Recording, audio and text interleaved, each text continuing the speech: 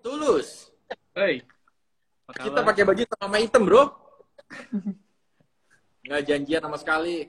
Anyway, thank you so much, Tulus. Suara kedengeran aman nggak, Tulus? aman sih aman. Cuman gua nggak tahu internet kayaknya agak-agak lagi ada masalah dikit kayaknya. Internetnya lu atau internet gue nih? Kayaknya gue deh. Enggak lah, kayak gue, bro. Lu kan negara maju, gue negaranya third world country, bro. Jadi gue mungkin lebih ada masalah dibanding lu. Well, anyway, thank you so much for siapa saja yang sudah tune in. Appreciate banget gitu hari ini di acara Simsom. I wanna welcome my dear old friend. Udah lama ya kenal Tulus, udah lama sekali. All the way dari zaman Singapura, ngeband bareng sama dia. Dari dulu dia nggak bisa main keyboard, sampai dia bisa sekarang menjadi director. Dan bukan cuma sekedar itu, he's an amazing man of God juga. Ya, dia senior technical consultant. Dan dia juga sekarang, lu di Christchurch ya bro ya? Iya, Christchurch, New Zealand. Ya, dia base-nya di Christchurch, New Zealand. Makanya kalau kalian perhatikan kenapa ini hari jam 4 sore, dikarenakan di New Zealand sekarang udah jam berapa bro? 10 malam. So can you guys imagine kalau gue ngadain Simsom jam 8 malam dan gue undang dia, berarti dia jam 2 pagi. Bukan untuk nonton bola, tapi dia 2 pagi untuk ngobrol sama gue. Itu kan nggak masuk akal banget ya, gitu. Jadi, so thank you so much Tulus for this, untuk bisa join gue pribadi gitu, and bisa accept this invitation. Yang tadi gue bilang Tulus udah menikah, udah dikaruniakan 2 anak. Dan bukan cuma sekedar itu, dia juga berada dan tertanam di gereja IFGF Christchurch, dan dia music director dari gereja tersebut juga gitu. And hari ini sekarang lo ngapain aja, Lus? Hari-hari ini di dalam keadaan pandemik New Zealand bagaimana, bro? New Zealand baik sih, udah level 1. Kayaknya normal sih, cuman precaution aja. Jadi nggak ada terlalu batasan banyak ya. Ya, gereja juga bisa kumpul 100 kalau nggak salah, max. Tapi nggak tahu level 1 gue lupa. Iya, gue sibuk kerja doang sih, kerja terus ya bantu pelayanan sih, volunteers di sini di FGF Christchurch, dan yang ngurus anak juga sih. Oh, lu ngurus anak juga? Gue pikir nggak ngurus anak juga ya. Luar biasa, bapak yang baik, hormat. Nah, jadi kesibukannya sekarang, lu senior technical consultant bagian apa, lu di sana? ERP lo pernah dengar ERP kan ya? ERP ya, pernah dengar? Iya, bukan yang di Singapura, yang bukan road pricing, bukan. Gue taunya itu juga ERP di Singapura, ternyata bukan. Ya, itu Enterprise Resource Planning, ya produknya Microsoft sih. Jadi emang dari pertama kali gue kerja udah di situ dealnya, kerja di situ sampai sekarang. Ya, pekerjaan yang sama. Setia lu orangnya berarti ya? Luar biasa. Bangga gue kenal lu. Di sini ada beberapa nih orang-orang lama juga, bro. Ada si Ari Mentari, ada Jennifer juga. Gitu. Woi, apa kabar nih? Bisa barengan lagi gitu. Good to see you juga, Jen. Sekarang udah jadi ibu dia, udah jadi mama. Tapi hari ini gue pengen tanya, Lus. Maksudnya kan gue percaya banyak orang mungkin sudah ada yang pernah dengar. Tapi mungkin ada belum pernah mendengar kisah perjalanan dari seorang Tulus gitu. Dari dulunya lu di mana kok sekarang bisa sampai New Zealand. Gue percaya di story kan mungkin IG Live cuma ada beberapa orang ikut karena jam 4 sore nih. Cuma orang-orang yang nggak jelas mungkin yang lagi free bisa. Yang lain bisa. Jadi setelah ini kan dia orang kan nonton di IG feed. IG feed gue biasa kalau gue posting kan sekitar 2 juta orang yang nonton, Lus ya. Jadinya lu aminin aja bro. Gitu. Ya mas gue, banyak orang mungkin nggak pernah mendengar your story. Dan gue percaya your story itu udah bless so many people. Dan harapan gue hari ini mungkin bisa berbagi secara garis besar aja tentang cerita lu ya. Perjalanan lu dulu, seorang Tulus itu seperti apa, sampai hari ini lu bisa ada di New Zealand tuh bagaimana, bro? Silakan, Lus. Garis besarnya, Lus. Ya, garis besar ya. Jadi, gue baru ngerti tuh sekarang. Sebenarnya life itu is about journey and destinations. Gitu kan?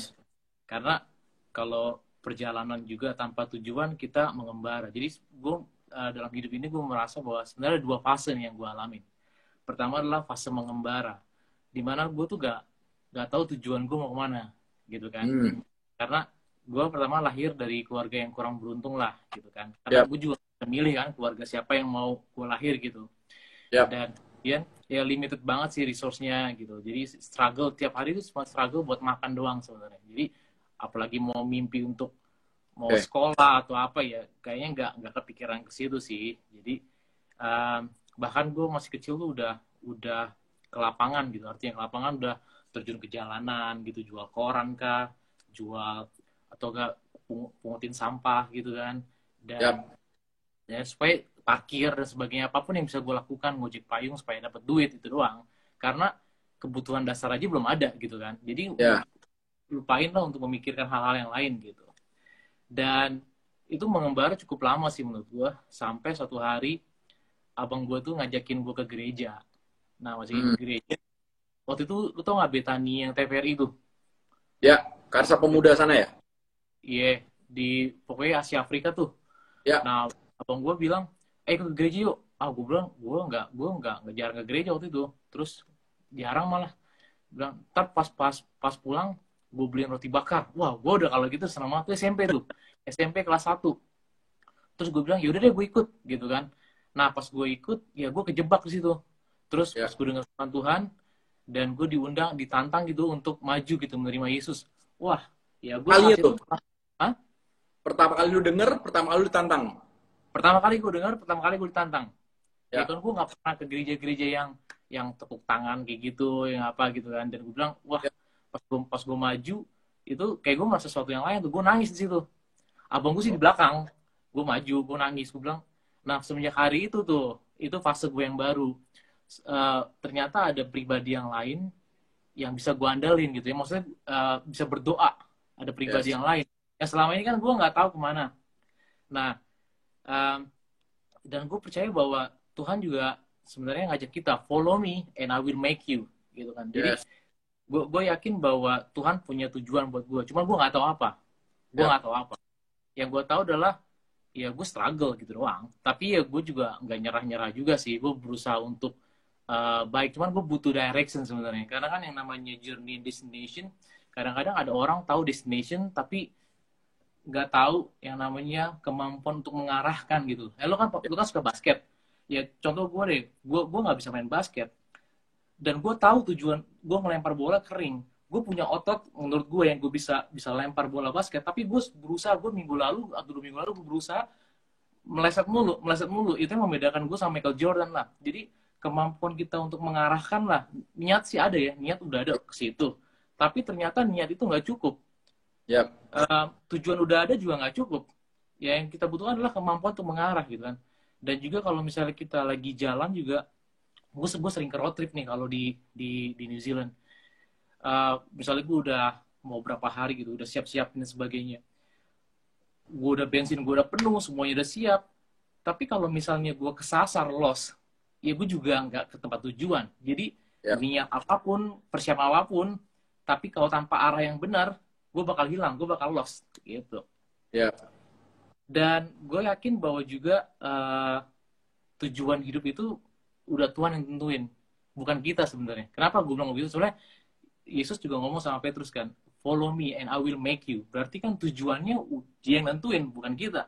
Tapi bagian kita discover tujuan kita itu apa. Nah itu butuh proses menurut gue, gitu kan. Kamu tapi gue ngalamin fase mengembara dan fase mengikut Tuhan. Kenapa? Kamu pendeta sekarang ya? Ya ampun.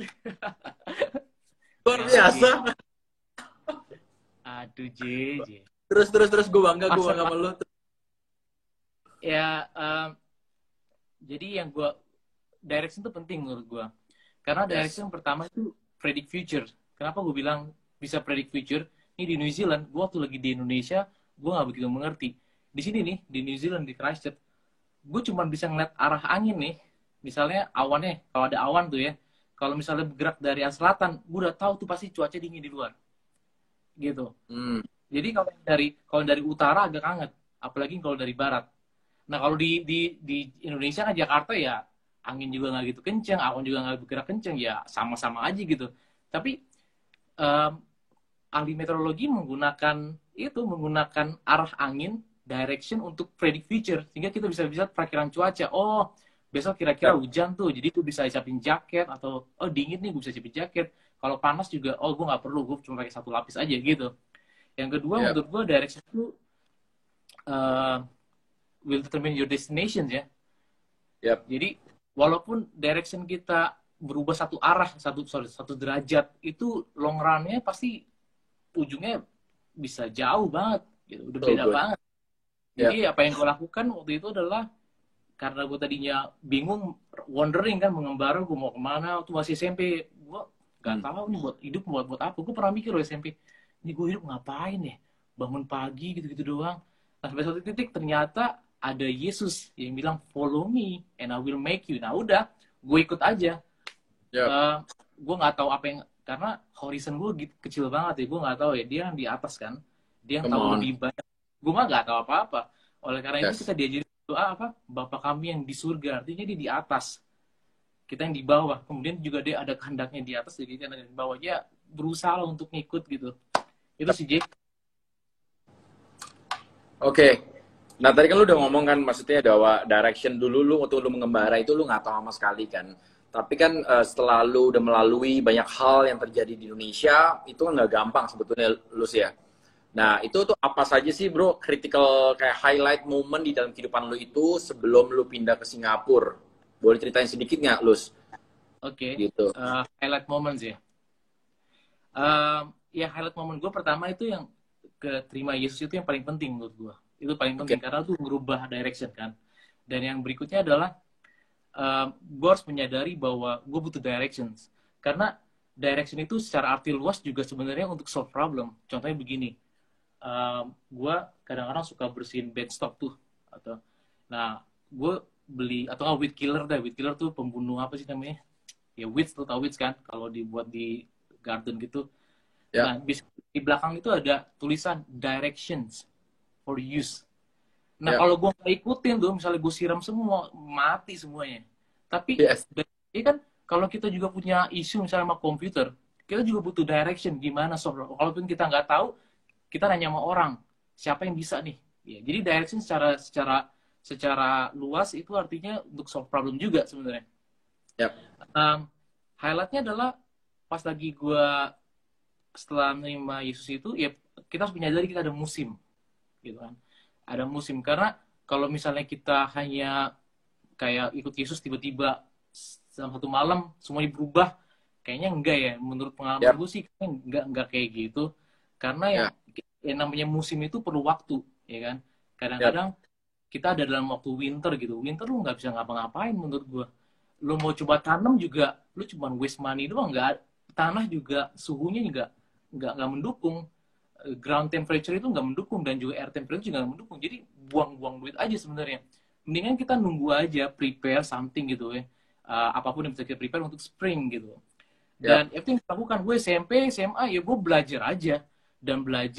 Dan gue berusaha untuk cari direction itu gimana. Ya gue ikut gereja sih. Jadi gereja, gue ikut volunteer pelayanan. Di situ gue diajar cara berpikir gue. Lo bayangin, gue kan keluarga yang gak mampu gitu kan. Tetangga-tetangga gue juga kekurangan. Artinya apa? Mindset kita tuh sebenarnya, gue itu kalau gue punya barang, ya buat gue gitu kan. Dikasih sembako nih sama RT gitu kan. Waktu itu zamannya Megawati tuh ngasih sembako di RT-RT. Gue sih nggak pernah kebagian. Gue juga nggak tahu, mungkin karena gue minority ya. Tapi orang tuh pada hold gitu kan. Dan di situ di gereja gue diajarin pas lagi pertama kali, lo kalau punya uang kasih perpuluhan. Wih, gimana lo? Gue punya duit 10.000. 10.000 itu penting banget kan? Gue bisa beli minyak, bisa beli beras, tapi gue diajarin, namanya direction kan, kasih tahu bahwa lo bisa memberi gitu loh. Dan ujilah aku, ya gue ikutin aja, gue taat aja gitu, gue taat, itu yang gue lakukan. Jadi banyak direction yang cara berpikir gue dirubah dengan cara gue ikut. Ya tadi, gue ke gereja, mendengar, lihat orang juga, dan orang lain juga berinteraksi sama gue, menajamkan gitu ya, jadi sharp. Dan gue ikutin pola hidup, karena bagi gue kan gue susah. Bapak gue meninggal pas lagi gue kelas 3 SD. Dan kemudian ya mereka juga waktu gue kecil juga sering ribut karena keuangan sih. Jadi gue Yap. nggak punya figure untuk yang ngedirect gue. Itu gue bener-bener lost. Jadi siapa Yap. kayak pasti Bapak di surga. Cuman caranya dia mengirim orang sebenarnya. Bener Ya. mengirim orang, lu belajar dari banyak orang sih. Itu sih. Terus kemudian itu yang gue lakukan dan kemudian gue bisa ke SMA. Di SMA ini ya mulai struggle sih gue ya. Gue pikir tadinya gue udah berapa kali struggle. Gue pikir gue nggak bisa sekolah lah karena nggak ada duit masuk. Dulu tuh nggak free. Sekarang kayaknya free ya.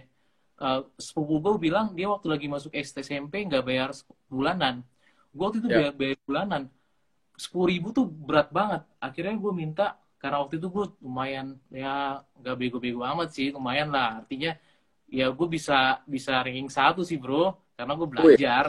Terus akhirnya hebat. gue dikasih potongan, nggak dikasih beasiswa sih.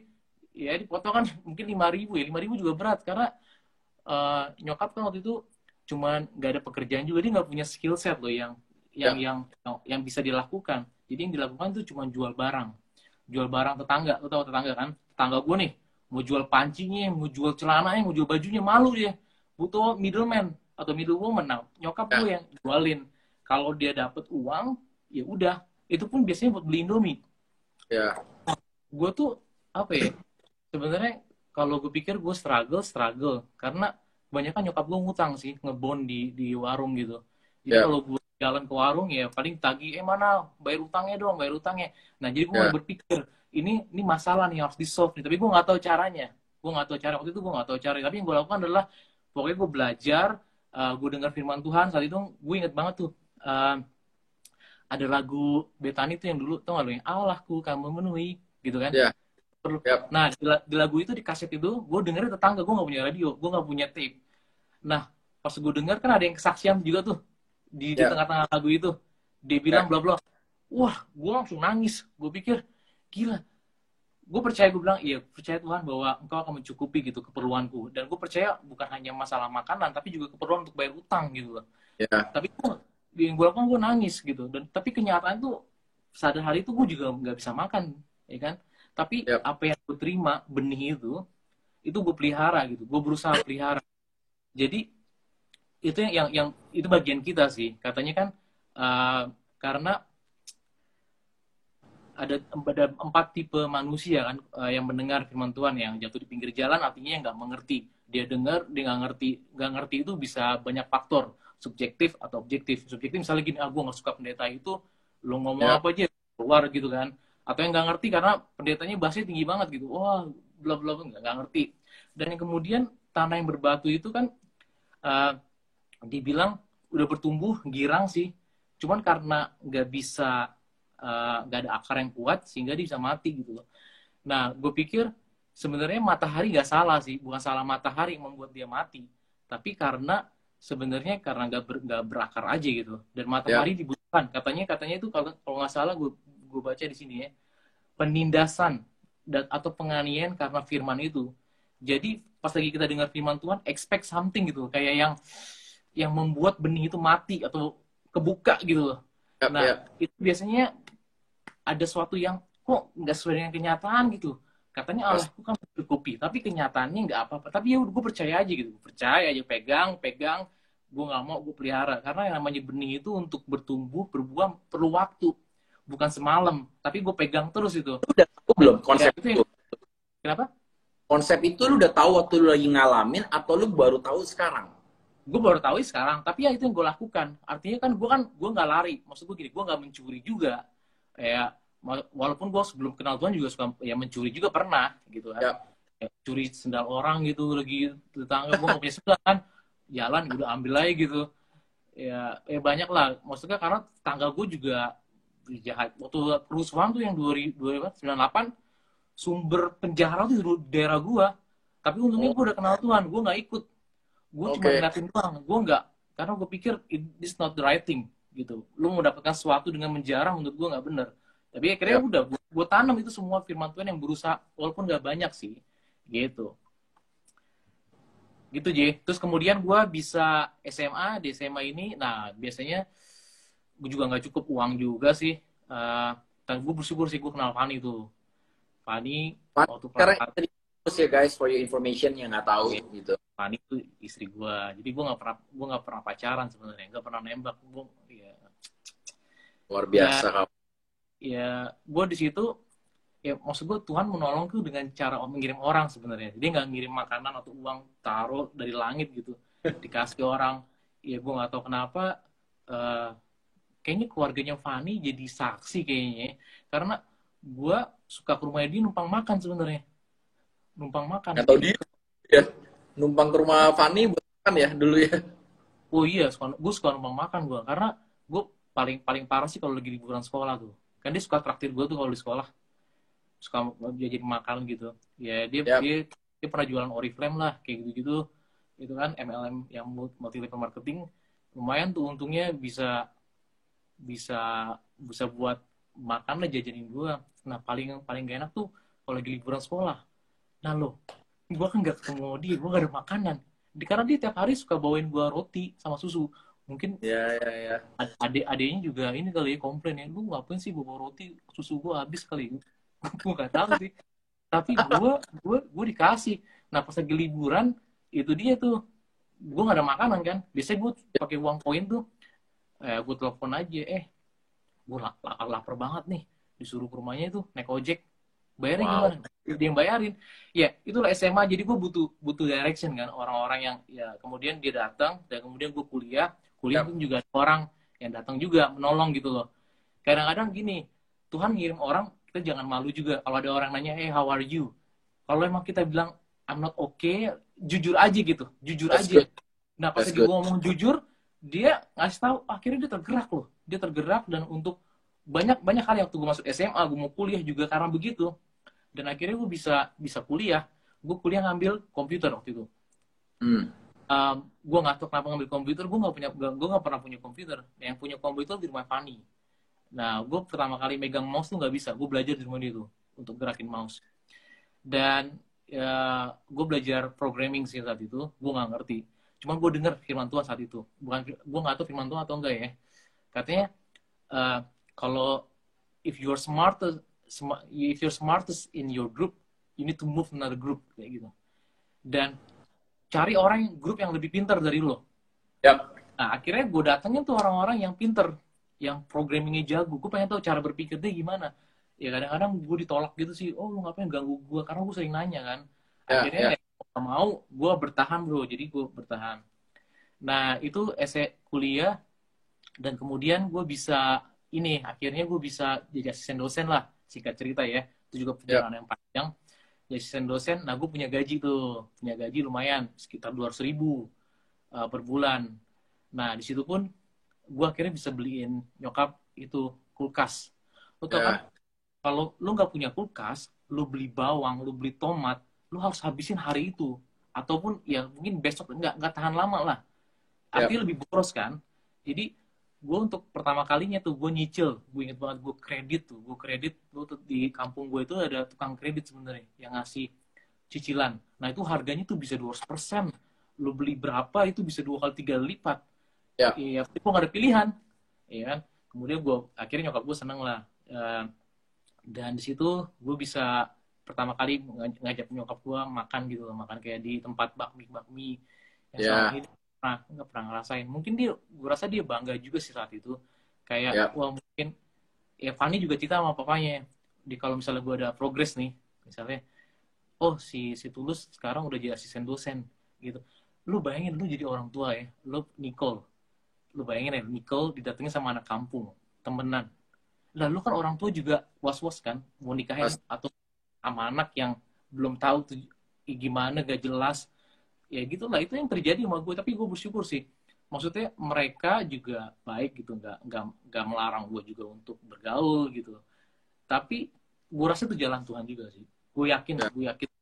Dan itu akhirnya gue bisa kuliah, gue lulus, dan gue bisa bekerja. Nah gue bisa bekerja, kemudian gue bisa beli motor. Nah nyokap gue tambah senang lagi, ternyata anak gue walaupun kredit lagi nyicil. Kayaknya ada teman gue di sini nih yang join nih, tadi gue lihat.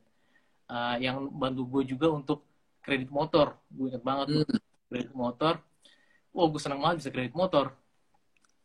Nah di situ gue juga mulai pelayanan juga. Nah gue join pas gue kuliah akhir gue join di JBCC emang sih. Dan di situ, wow, kembali lagi cara berpikir gue dirubah banget. Banyak banget yang dirubah. Ternyata ada hal-hal yang gak gue tahu, akhirnya gue tahu dan gue aplikasikan gitu. Dan setelah gue bisa bekerja, nah gue kan mau nikahin Fanny dong. Yap. Dengan berusaha, pertama sih gue pikir gaji di Indonesia waktu itu gaji pertama 2 juta, gue pikir udah gede loh. Ya gue naif sih ya, sorry, maksud gue bagi gue tuh udah gede banget, gue udah happy banget gitu kan. Tapi gue hitung-hitung, gue kayaknya nggak bisa nih nikahin Fanny kalau begini nih, karena gue juga nggak ada orang tua, gue nggak punya warisan bro. Iya. Yeah. Terus kemudian apa yang terjadi, gue berusaha untuk naikin gaji dong. Akhirnya gue tanya sama bos gue berapa kali, dia approve sih. Orang gue naik bisa berapa persen, 200% gue bisa naik, 200-300% naik gitu. Karena gue mengaplikasikan prinsip excellent. Jadi kalau misalnya kita kerja nih, misalnya lu gaji lu masuk 2 juta, lu lakukan pekerjaan, lu bekerja seolah-olah lu gaji lu 6 juta. Itu yang gue lakukan. Karena bos kita tuh Tuhan, bukan orang, bukan ada di sini gitu loh. Jadi pada saat kita minta naik gaji, ya udah, kalau dia approve, bos dia approve, pasti dia approve, nggak mungkin enggak. Yes. Itu yang terjadi, dan setelah gue hitung-hitung, masih kurang juga nih. Bukannya gue greedy ya, cuma gue pikir, akhirnya gue tiba-tiba ada keinginan untuk kerja di Singapura gitu. Itu juga karena orang juga sih, bisa ya. Tapi bahasa Inggris gue tuh parah banget sih, gue nggak pernah les bahasa Inggris. Lu bayangin waktu SMA anak-anak pada les di LIA kan, lu tau LIA, banyak banget. Gue tuh pengen banget les, tapi gue nggak punya duit, gue nggak ada pilihan. Nah pas lagi gue mau ke Singapura, mau nggak mau gue harus latihan, paling tidak latihan interview lah. Gue ke Gramedia buku interview, ada kasetnya bro. Terus gue belajar sama Fanny tuh, dia sering ke rumah gue kan, di latihan. Dia nanya, gue yang jawab, dia nanya jawab. Ya interview pertama gue gagal, interview kedua gue gagal. Tapi gue bersyukur sih, maksudnya kalau sekarang kita gagal atau penundaan, kayaknya gue kecewa kan. Sebagai manusia, kok nggak sesuai dengan timing gue, jalan gue, kok kayaknya enggak. Padahal niat gue baik banget nih, untuk hal yang baik. Yang kedua, yang ketiga gagal. Gue pikir gue menyerah, mau give up. Tapi gue kayaknya nggak mau give up. Dan gue selalu mengevaluasi apa yang menjadi kegagalan gue gitu. Kan ada orang bilang, guru yang baik adalah pengalaman kita. Tapi menurut gue kurang sih. Pengalaman yang dievaluasi menurut gue guru yang baik. Jadi gue cari tahu apa yang kurang. Nah yang keempat, gue baru tahu gue diterima. Gue terbang lah ke Singapura. Dan di situ gue juga, kayak gue setiap kemana-mana pun gue selalu berusaha ke gereja. Itu prinsip gue yang nggak bisa gue tinggalin. Harus. Karena yang namanya direction, gue butuh Tuhan. Dan biasanya message itu yang ada tuh ya di gereja. Walaupun ada orang mungkin menganggap bahwa gereja adalah kita. Tapi ya kalau gue pribadi, gue butuh direction. Ya kan, dari interaksi dengan orang. Makanya gue di Singapura langsung gue diajak orang ke City Harvest. Gitu kan. Nah, lo lihat nggak di setiap penundaan-penundaan itu terjadi supaya gue ketemu lo, bro. Ya begitulah. Soalnya kalau gue di minggu kedua ini, gue mungkin, lo kan belum pulang dari US kan waktu itu. Ya pasti ada timing lah dan sebagainya.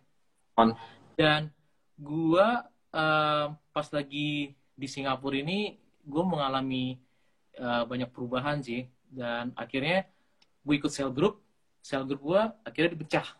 Gak tau kenapa, gue lupa alasannya. Di cell group yang di City Harvest akhirnya dipecah, dan gue joinnya ke SCG 07 yang lo ada. Nah, gue ketemu lo di SCG. Gue sendiri gue nggak plan itu. Itu karena dipecah dari situnya, dan akhirnya gue pilih. Akhirnya gue ketemu lo, dan gue ketemu Raymond. Nah, di situ gue dibentuk, dan gue ikut pelayanan tuh. Gue ikut pelayanan. Lo inget nggak pelayanan kita tuh yang hari Minggu kita Sabtu angkat barang, turunin lagi, udah kayak apa ya? Wah, kita udah kayak kerja rodi lah, gue bilang. Tapi gue ngeliat, wah ini JJ aja, ini anak yang berada gitu, dia masih mau turun tangan nih. Wah, humble banget nih. Gue belajar juga dari lo, J. Gue belajar dari lo juga, J. Jadi akhirnya ya udah, itu yang gue lakukan. Ya kita semua lakukan sama-sama kan. Kita latihan bareng, kita submission, belajar submission ke music director dan sebagainya. Kita berusaha untuk yang baik. Gue belajar situ banyak, dan akhirnya ya singkat cerita, ada kerinduan gue untuk ke negara 4 musim. Gitu. Ya. Alasan gue kenapa ke negara 4 musim, gue nggak tahu kenapa ya. Kok negara, kayaknya orang-orang yang manageable ya. Maksud gue manageable Ya. itu gini. Kan mereka ada 4 musim tuh. Kadang-kadang musim dingin, musim panas. Nah, kalau lemarinya Ya. kecil, kan nggak mungkin baju dinginnya, baju panasnya kalau nggak cukup gimana? Mungkinkah mereka harus ngeluarin, masukin koper atau gue tau? Gue mikirnya begitu. Terus gue coba ngelamar-ngelamar, gue nggak diterima. Ya, gue sih nggak masalah. Waktu itu mau deal. Akhirnya dapetnya lah di New Zealand. Yang lo bilang, lo ngapain ke New Zealand? Lebih banyak dombanya. Gue inget banget. Lebih banyak dombanya daripada orangnya. Ya gue nggak tahu bro, gue nggak tahu. Tadinya gue pikir, iya gue ngapain ke New Zealand ya. Bahkan setelah gue di New Zealand, gue jatuh cinta. Gue nggak nyesel bro, sangat-sangat nggak nyesel. Wah itu, gue juga belajar banyak sih di sini. Dengan banyak banget yang gue bisa pelajarin di sini. Dan itu karena Tuhan sih menurut gue. Yes, come on. Direction. Dia ngirim orang yang tepat sebenarnya, orang yang tepat dalam kehidupan kita. Yang paling sulit tuh lagi di crossroad menurut gue, lagi di junction nih. Lagi di junction yang paling susah. Karena kalau ada beberapa pilihan, dan pilihan itu bisa ngomong pintunya kebuka, nah itu makanya kita selalu bergantung sama Tuhan, nanya gitu, Tuhan ini kemana, kita butuh direction, dan juga harus baca firman Tuhan, karena firman Tuhan adalah pelita bagi kakiku dan terang bagi jalanku. Jadi kalau kita jalan, kita nggak mau nyasar, ya kita harus balik lagi ke firman Tuhan gitu, selalu berusaha firman Tuhan. Itu juga gue panjang banget sih bagian ini. Iya nggak apa-apa, gue pengen nanya bro, maksudnya buat itu kan nggak gampang juga ya pada saat itu kan. Sometimes kan orang bilang kan, ya lu naif ya, directionnya cuma minta dari Tuhan, kayak dari firman Tuhan. Sedangkan lu kan mesti pakai akal logika yang udah diberikan juga lu sih ya. Maksudnya dalam akal lu mesti tahu visibility study daripada sebuah direction yang lu mau pergi ke direction pintu A, pintu B, pintu C. Kalau mesti ada hitungannya juga, jangan asal nekat juga, jadi gila gitu loh. Nah, orang kan kadang sering kan orang secara garis besarnya gitu akan mengukurnya seperti itu. Yeah. Nah, itu bagaimana bro? Lu diperhadapkan dengan situasi seperti itu, apakah lu modalnya ya udahlah lu baca firman Tuhan menjadi kekuatan, hajar, masuk dan merasakan kedamaian. Pada saat itu bagaimana bro kuncinya bro? Supaya lu bisa mengerti direction-nya itu. Kebanyakan sih ya, pengalaman gue malah nggak yakin. Oke. Tapi yang gue tahu adalah gue butuh faith, butuh iman untuk melangkah. Karena ya butuh selangkah iman lah. Karena ikut Tuhan itu gini. Gue ngomong gini deh. Misalnya lu Yusuf ya. Misalnya lu Yusuf. Gambarin diri lu Yusuf. Dan kalau lu udah tahu jalan cerita lu mau gimana, kira-kira lu mau nggak? Misalnya gini. Lu Yusuf, apa yang terjadi ntar lu bakal dijual sama adik lu. Ya. Dan kemudian lu ditaruh di lubang dan lu akan dijual di Mesir, kayak kurang lebih gitulah. Dan kemudian lu akan jadi budak, nggak dibayar, dan lu akan nanti dipenjara dan sebagainya. Lu kira-kira mau sign up nggak kalau Tuhan? Enggak lah. Kayak gitu. Lu bahkan berusaha untuk menghindar. Nah, gue juga bersyukur, maksudnya gue nggak perlu tahu banyak gitu ya, tapi yang gue jalani adalah yang hari ini aja gitu. Dan apa yang membuat gue yakin adalah masalahnya kebanyakan gue resiko sebenarnya sih ikut Tuhan itu, karena kita nggak dikasih tahu ujungnya, cuma dibilang follow me and I will make you. Follow me itu kan sebuah invitation sebenarnya. Tuhan tahu kita punya free will, lo nggak mau ikut gue juga nggak apa-apa, tapi follow me and I will make you. Jadi ada proses, ada tujuan, I will make you something gitu loh.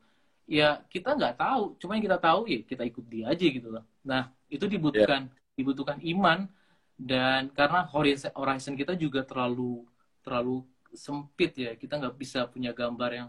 Tapi yang paling penting adalah damai sejahtera, itu yang penting menurut gue. That's good. Jadi pada saat lagi lo mau ngambil keputusan nih, karena damai sejahtera itu penting banget sih. Kalau lo udah damai nih, lo tahu nih itu, karena firman Tuhan ngomong kan, damai sejahtera kuberikan padamu, kata Yesus.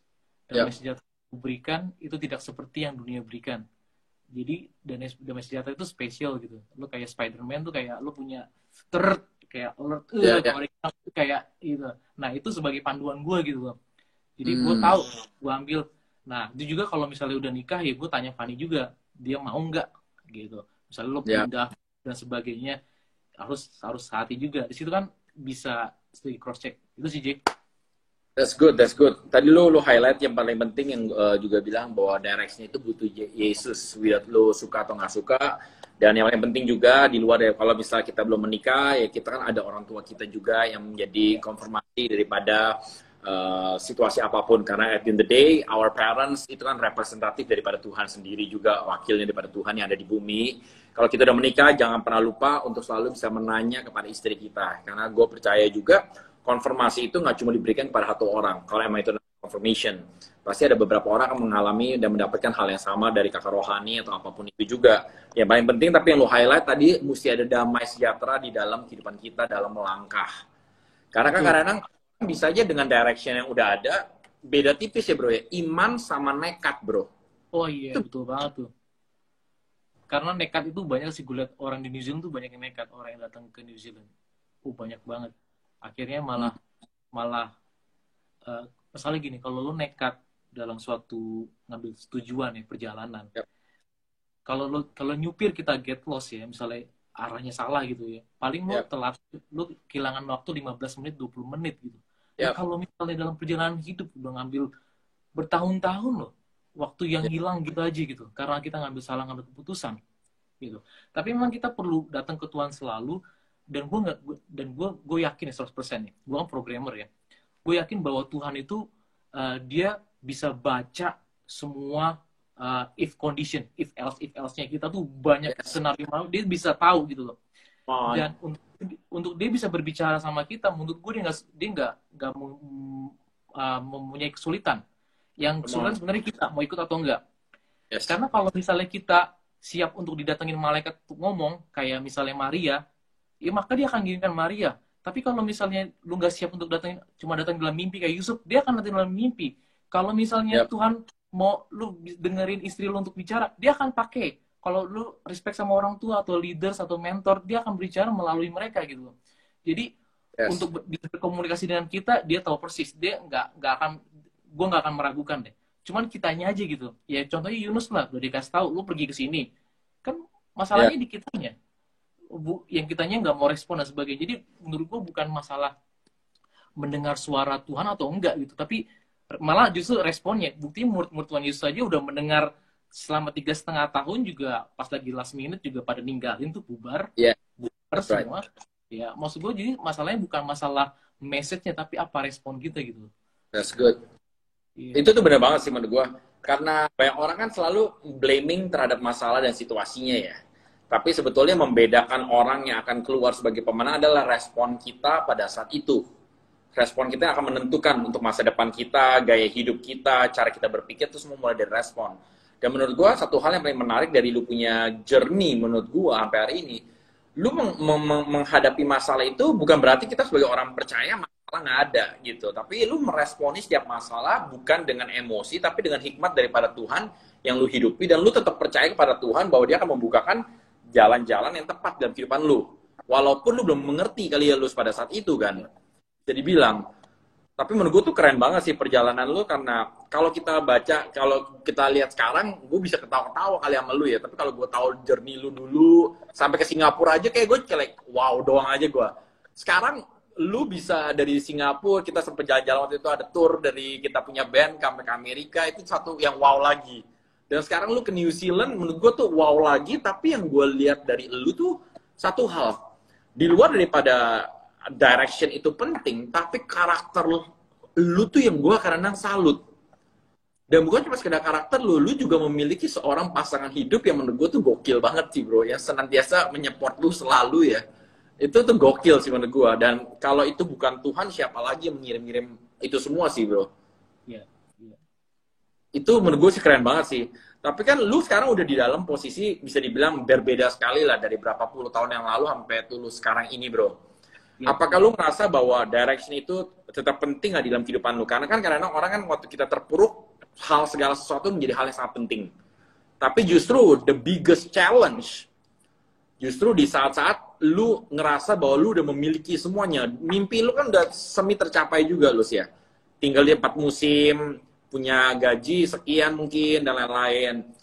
Bisa aja kita kan orang-orang yang, makanya gue selalu suka, karisma yang akan membawa kita ke atas, tapi karakter yang akan maintain kita tetap ada di atas.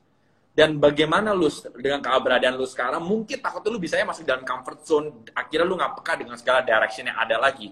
Bagaimana lu supaya memicu diri lu supaya nggak selalu ngerasa nyaman menjadi comfort zone buat lu? Iya, menurut gua pertama ya, sebelum gua ngomong situ, masalah itu penting buat kita. Kita harus ngalamin masalah. Karena dalam masalah itu, karena gini, level kehidupan tuh punya masalah masing-masing ya. Punya tingkat kesulitan sendiri lah. Orang yang gak punya duit juga punya kesulitannya, orang punya duit juga punya kesulitannya sendiri gitu. Dan gue ngeliat masalah itu adalah sebagai sesuatu yang perlu kita solve gitu kan. Cuman ada dua reaksi nih kadang-kadang orang ketemu masalah nih, panik. Orang yang membesar-besarkan masalah, masalahnya besar-besarin, besar sehingga mengecilkan Tuhan. Ada juga tipe yang kedua, ada masalah nih, tapi kita memperbesarkan Tuhan, bukan masalah. Itu yang terjadi di 12 pengintai contohnya kan, 10 orang ngelihat dirinya sebagai belalang, tapi 2 orang bilang enggak, Tuhan pasti menolong kita. Dan majority itu ngikutin mainstream, ngikutin pengaruh itu. Dan itu yang gue lihat, gue ngalamin masalah kok. Kalau orang lihat gue ngalamin masalah, gue ngalamin masalah. Gue pernah cerita nggak sih sama lu yang gue pernah di lay down gitu di Auckland? Pernah nggak sih? Belum ya? Ini ceritanya panjang sih, tapi ya di balik masalah itu, lu mute lu, kenapa mute? Gue nggak denger. Lu ngomong apa? Garis besarnya bro, garis besarnya.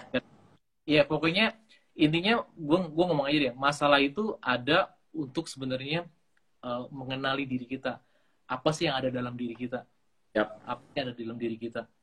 Karena sama seperti benih, sebenarnya masa depan kita tuh ada dalam diri kita. Cuma orang kadang-kadang sibuk compare sama orang lain gitu. Apalagi di sosial media, ngeliat, dia bisa ini, dia bisa itu. Padahal tuh highlightnya, berusaha membandingin gitu. Menurut gue, kalau sibuk begitu, kita malah lupa sebenarnya apa yang ada dalam diri kita tuh banyak gitu. Nah, siapa yang tahu dari diri gue dulu, ternyata gue bisa melakukan hal ini semua. Ternyata gue bisa programming juga, gue bisa banyak IT juga, gue juga bisa, ternyata gue bisa main musik juga. Dan gue ternyata bisa jadi care leader juga, kadang-kadang gue diminta share message. Nah, itu gue gak pernah tahu. Yang gue tahu waktu itu adalah, gue mau ikut pelayanan volunteer nih. Gue mulai dari angkat-angkat dulu. Angkat-angkat speaker lah gitu. Terus akhirnya dimintain remaja main gitar dan sebagainya. Akhirnya gue bisa, ternyata dalam diri gue itu ada punya potensi ya. Siapa yang tahu ternyata di dalam Daud itu ada giant killer, pembunuh. Gue lihat bapaknya sendiri tadinya meragukan, bapaknya yang lahirin juga nggak tahu, bukan bapaknya sih yang membesarkan.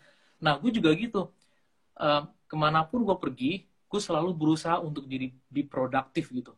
Gue nolong orang lain gitu, yang bisa gue lakukan. Nah, makanya gue selalu biasanya ke gereja deh. Di situ komunitas yang bisa gue bantu, apa yang bisa gue bantu, apa yang bisa gue lakukan. Dan bukan hanya itu juga ya, dengan uang kita juga kita bisa bantu orang lain, orang yang kesusahan dan sebagainya. Ya untuk konsep uang, tema uang ada hal yang lain sih. Cuman menurut gue penting, gue pernah ngalamin yang namanya ketipu juga. Pastor Aris kayaknya juga tahu tuh. Aris di Singapura tuh gue pernah ketipu, tapi di situ gue berusaha let go. Berapa ribu dolar gue let go. Karena sebenarnya uang itu bisa mengubah diri kita juga. Yang lu bilang tadi, kalau punya uang nih, tadinya gue cuma punya uang 2 juta udah seneng banget. Tapi setelah punya uang lebih, kayak ribuan dolar gitu, terus hilang. Wah, gue panggil polisi loh. Biar lo masuk penjara loh. Bisa merubah diri lo. Nah, jadi uang itu sebenarnya very, very bad master menurut gue. Tapi good servant. Jadi gimana caranya supaya kita membuat Tuhan jadi master kita, uang jadi servant. Supaya dia ngikutin kita. Kemarin pun kita pergi, dia ngikutin kita.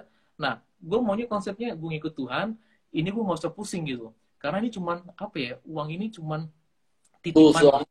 Tools doang. Tools yang untuk mewujudkan apa yang dalam hati kita. Kalau hati kita jahat nih ya. Kalau hati kita jahat, kita punya uang, yang tadinya kita gak bisa melakukannya, akhirnya bisa melakukannya. Misalnya, ya lu gak bisa main cewek gitu loh. Tapi karena lu punya uang, lu jadi bisa. Gitu. Right. Tapi kalau hati lu baik, lu misalnya punya hati untuk membantu orang, tadinya lu punya uang, jadi lu bisa bantu orang gitu atau melakukan hal lain gitu. Jadi ya menurut gue uang, ya gue bersyukur sih di Singapura gue mengalami titik itu di mana gue harus let go money.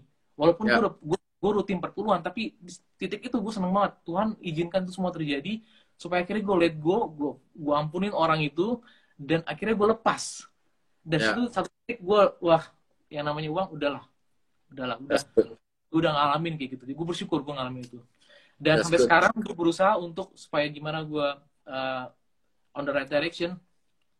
Menurut gue be produktif sih, be produktif. Karena gue nggak tahu bro, setelah ini gue bisa apa, gue nggak tahu. Jujur gue nggak tahu. Tapi yang gue lakukan adalah gue be fruitful aja apa yang gue lakukan di sekarang ini. Dan kalau emang Tuhan taruh sesuatu yang tujuan yang lain, ya pasti akan dia akan menolong sih. Karena potensinya dalam diri gue nggak tahu apa yang ada di dalam diri gue belum tahu. Tapi Tuhan tahu.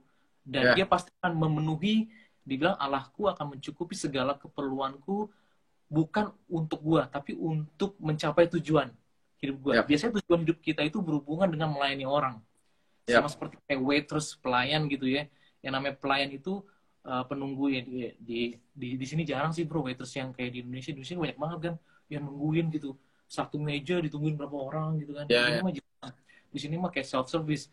Ya dimana semua orang tuh yang melayani itu poinnya adalah kepuasan yang makan gitu loh. Ya bukan tentang diri lagi, bukan tentang dirinya. Misalnya dia yang melayani suka gaduh-gaduh, lu mesen ketoprak, dibilang jangan pesen ketoprak, gaduh-gaduh aja. Kan bukan begitu. Tapi gimana caranya melayani? Itu yang gue lakukan sampai sekarang, sampai hari ini gue berusaha untuk terus bisa melayani, membantu orang, karena waktu kita menolong orang lain ya, sama seperti Yusuf. Yusuf kan sebenarnya dia nggak bisa, dia udah jadi budak, dia di penjara juga, tapi dia terus melayani loh, dia terus melayani, melakukan, mungkin tujuannya dia cuma satu, saya mau keluar dari lubang ini, saya mau keluar dari penjara yang kecil ini, supaya saya bisa ketemu bapak saya, mungkin tujuannya itu doang, tapi yang dilakukan adalah dia melayani. Ada yang sedih, kenapa kamu muram, oh saya punya mimpi buruk nih, dia menolong mimpinya orang itu, dia nolong mimpinya, dan Tuhan menolong mimpinya Yusuf bertahun-tahun yang lalu, dan dia kita tolong mimpi orang aja. Gue sih yang gue lakukan gitu.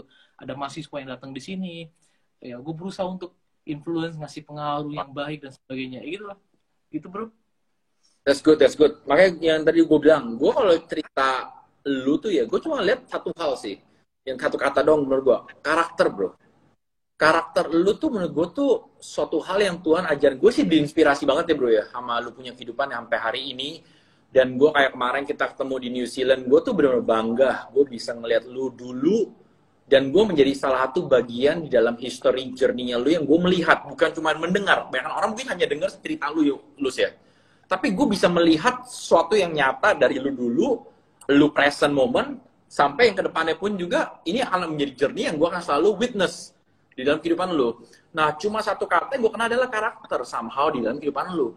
Dimana dari karakter itu lu memberikan respon-respon yang benar dalam kehidupan. Dan gue sampai hari ini gue pegang banget firman Tuhan, carilah dahulu kerajaan Allah dan kebenarannya, maka semua akan ditambahkan. Dan gue baru notice juga kenapa Tuhan minta cari dahulu kerajaan Allah dan kebenaran, ya, karena itu berbicara mengenai karakter dan kapasitas.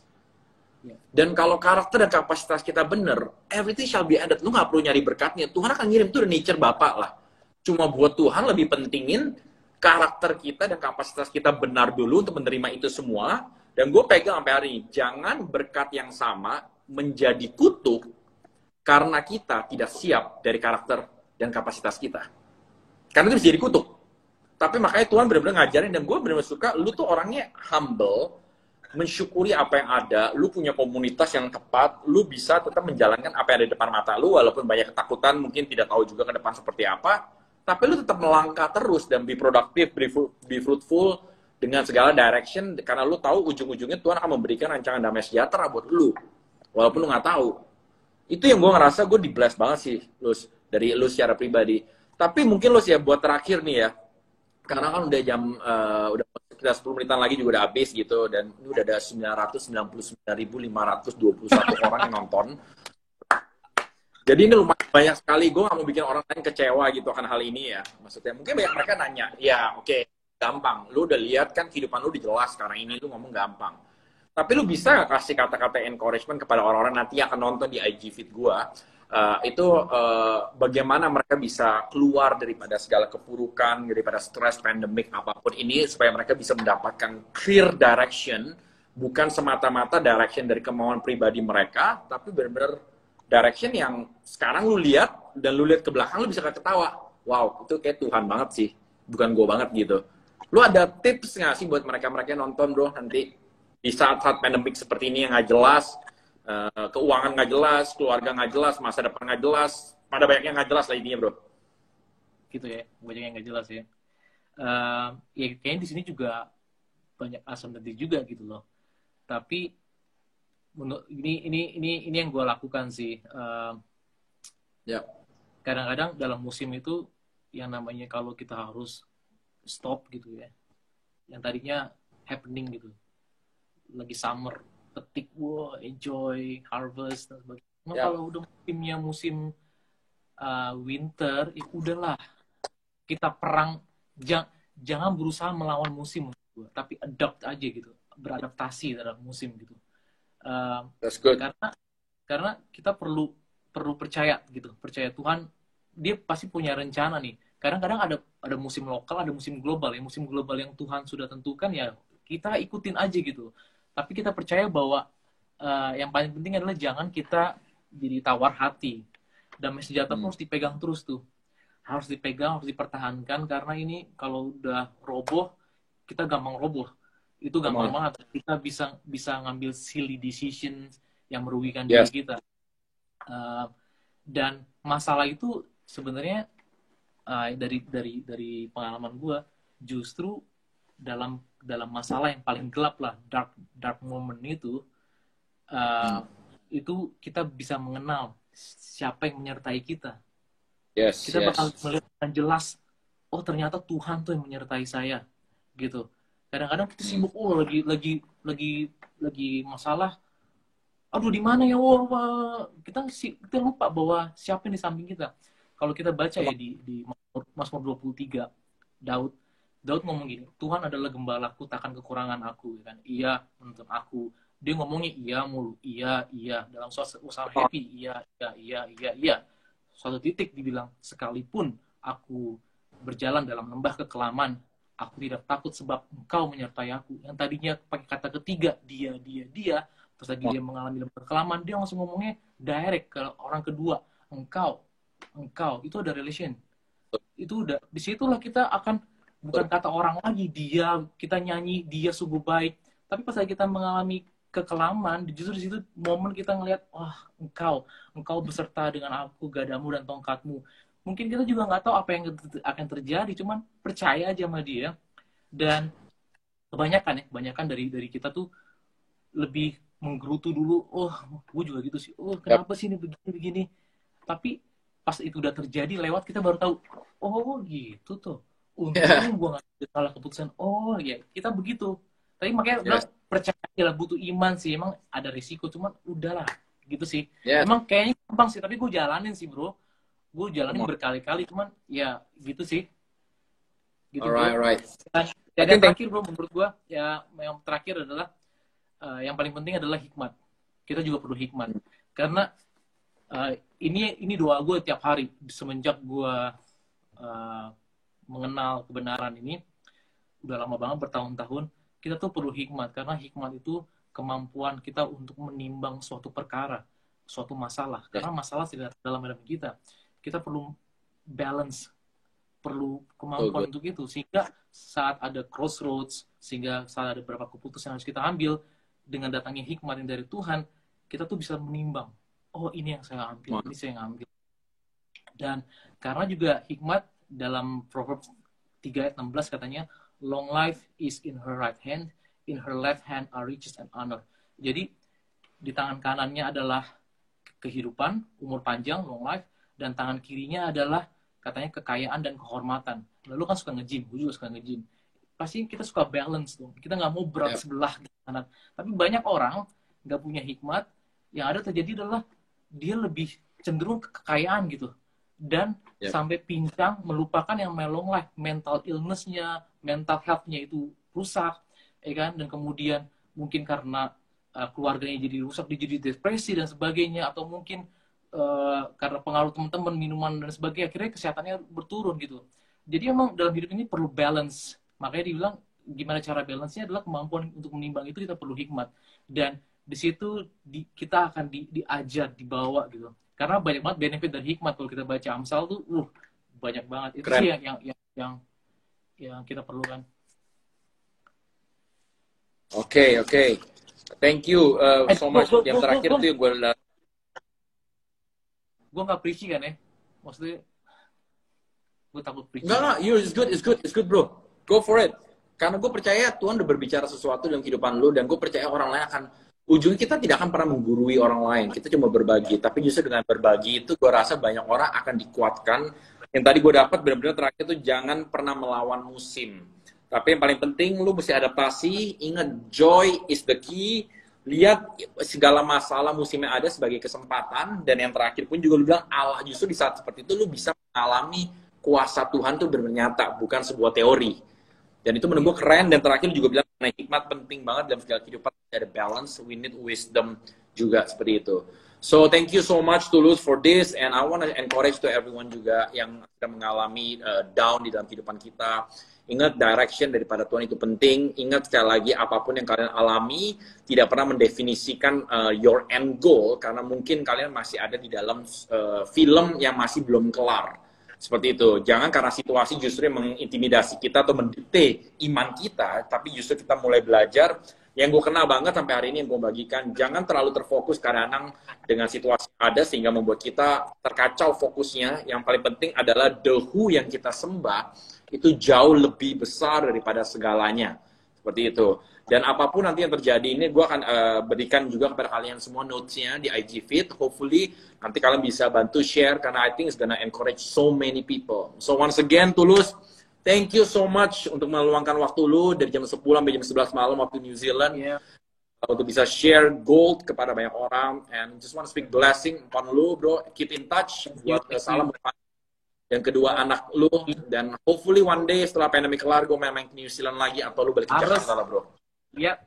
Nanti aku cuma mampir ke Christchurch, tapi belum jalan-jalan sama lu pergi kemana-mana. Dan after we do road trip lah. The New Zealand orang apa? The Kiwi style. The Kiwi style, ya. Gitu. Okay, once again, thank you so much, bro, for everything. Send my regards to your family. Keep shining, keep being inspiration, bro. Ya, take care, bro. And God bless, bro. Thank you banget ya. Thank you banget. Nanti Ari Mentari Singapura juga reuni. Kita reunian lah. Ari Mentari bilang tuh suruh Singapura. Oke, one lah, Ken lah. We will go one lah. Ken lah. Gus, okay. Bless, we love you so much, bro. Okay, thank you, bro. Yo, bye. Bye.